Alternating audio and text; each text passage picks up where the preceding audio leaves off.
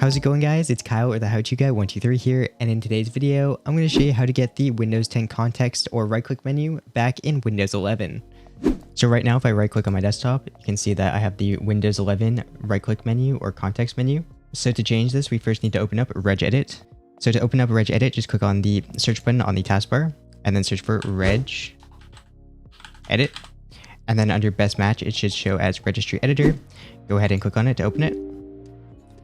Once you open up Regedit, it's going to look something like this. Now look for the HKey current user folder and click on the dropdown. Now open up the software folder and then look for the classes folder and open that. Now we need to look for a folder called CLSID. So it's going to be quite a ways down. And here it is. Go ahead and open up the CLSID folder. Now right click on the CLSID folder and then go to New and then Key. And that's going to create a new folder.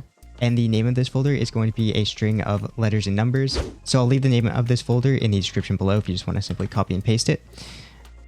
So once you've renamed this folder, go ahead and right click on it and then go to New and then Key. And once again, I'll have the name for this folder in the description below as well if you just want to copy and paste it again. So we're going to call this folder inproc server 32. And once you've renamed this folder, go ahead and click on it and make sure that it's highlighted.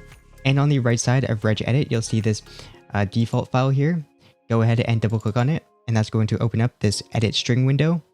Simply click on OK to close it. And that's pretty much all we need to do. So we can now close out of Regedit, and now go ahead and restart your computer. And now that I'm back in Windows and I right click on my desktop, you'll see the Windows 10 context menu appear rather than the Windows 11 one. And if you want to bring back the Windows 11 context menu, just come back here to Regedit and delete the folder in the CLSID folder that we created. So the folder that starts with 86CA, just right click on it and then click on delete.